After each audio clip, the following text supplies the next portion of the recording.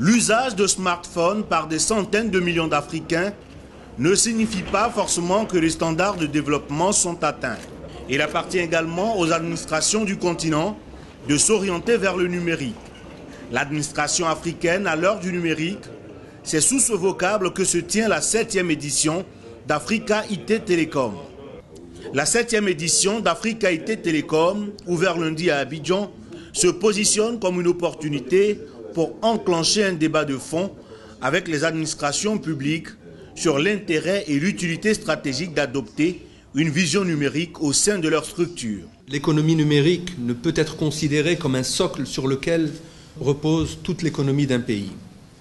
Elle est tout simplement un catalyseur pour les secteurs phares qui constituent les principaux leviers de développement. À ce titre, l'économie numérique ne génère pas suffisamment d'emplois et n'a qu'un effet très limité sur les autres secteurs d'activité. Ainsi, il est urgent pour que nous, les gouvernementaux, jettent un regard plus exigeant sur le succès de ce soft business. Plaque tournante du développement du numérique en Afrique de l'Ouest avec un accès Internet de 9 millions d'abonnés et un volume de transactions journaliers de 17 milliards de francs CFA dans le secteur du mobile money, la Côte d'Ivoire dévoile les quelques recettes de cette relative réussite. Nous avons également travaillé à la généralisation de l'accès au TIC pour les populations en réduisant les coûts des équipements, donc par une fiscalité plus adaptée. Nous avons mis à zéro pratiquement les droits de douane et la TVA sur les équipements terminaux.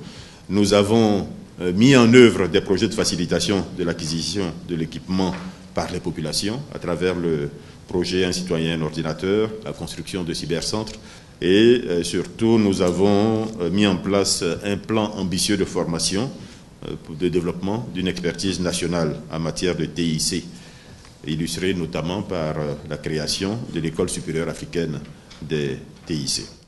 Tout comme chez l'hôte ivoirien, l'économie numérique constitue un véritable vecteur de modernisation de la relation entre l'administration et les citoyens gabonais.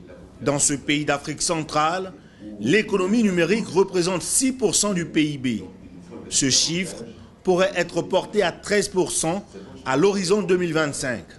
Le numérique, ça permet également, pour ceux qui sont étudiants, de pouvoir accéder aux cours en ligne. Le numérique, ça permet à la dame qui vend son poisson au marché de pouvoir le vendre à un client et être sûr de recevoir une rémunération tout de suite, le prix, le juste prix. Donc c'est important, la vie des gens a été transformée grâce au numérique. Après sa longue crise politico-militaire, la Centrafrique a une toute autre expérience du développement du numérique. Africa IT Telecom constitue alors une plateforme d'échange et de partage toute rêvée. Je viens donc m'inspirer de ce que la Côte d'Ivoire a pu faire en si peu de temps, mais avec les moyens limités que mon pays a, et voir ce que je peux faire tout de suite pour aller de l'avant et mettre la population de la République centrafricaine dans des conditions d'être au même titre que ceux d'ici, que ceux de l'Afrique, que ceux même du monde, pour bénéficier de ce que nous offrent les avantages des nouvelles technologies d'information et de communication. Encore attachés au support papier, les pays africains auront besoin de cadres réglementaires adéquats et la mutualisation de leurs efforts pour accélérer la digitalisation de leurs administrations. Il faudrait qu'on puisse aller au-delà de ces forums qui permettent de partager l'expérience, qu'on puisse, en allant au-delà de ces forums, mettre en commun des moyens qui permettent de partager ces expériences. Aujourd'hui, on a dans chaque pays, je prends l'exemple de SNDI en Côte d'Ivoire, ADIE au Sénégal, des organismes en charge de l'informatique de l'État. Il faut que ces organismes puissent mettre en commun des moyens à travers peut-être une plateforme réelle commune, une structure juridique commune qui permette de partager l'expérience.